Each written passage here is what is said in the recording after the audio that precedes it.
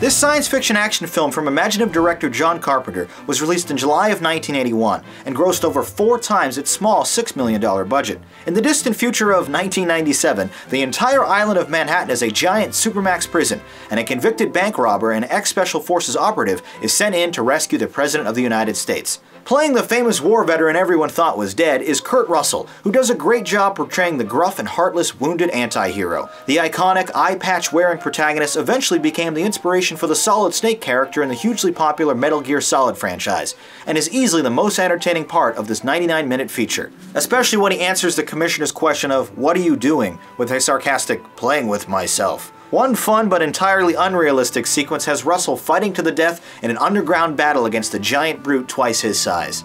Lee Van Cleef, Ernest Borgnine, Adrienne Barbeau, Donald Pleasance, Isaac Hayes, and Harry Dean Stanton make up the large supporting cast, some of whom do a better job than the others blending in with their dangerous surroundings. The consequences and stakes are clearly spelled out early, with frequent cutaways to a ticking digital clock reminding us how much time Russell has left. Despite this urgency, the movie moves along at a snail's pace with a very quiet and almost incomplete sounding audio mix, paired with Carpenter's heavily synthesized, self-composed score, which is often grating and even irritating. You see, I know something you and the Duke don't know. Only got so long before Mr. President doesn't mean a whole lot. You're lying. Maybe he's not. I know him. Look at his face. He's lying. Right, Harold, I'm lying. I might as well have some fun and keep looking by myself. Rain! Talk to him, baby. Rain, you'll kill us both of you! You gotta tell him! Tell him! All right, tell him! You always were smart, Harold. Just one thing right now. Don't call me Harold.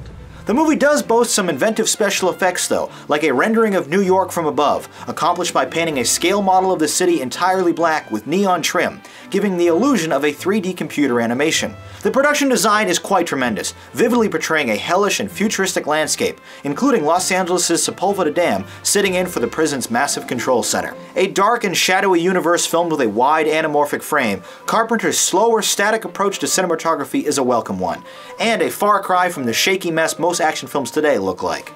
That said, this is the sort of unique premise, hampered by the limitations and style of its era, that could likely benefit from a 21st century remake. Fortunately, the equally ridiculous 1997 sequel is a strong improvement in several of the categories this R-rated film comes up short. Mindless cinema with no real purpose, this is still a mildly amusing picture worth checking out at least once. Escape from New York. Patently absurd. Weird, but watchable. Now that you've heard my review, let's check out what you had to say in the YouTube comments.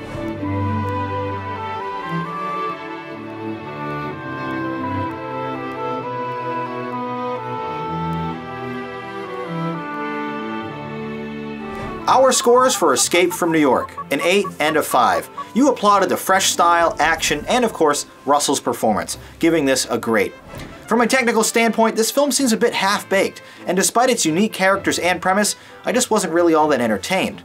I think it's alright, which I feel needs reiterating is a positive score under my system.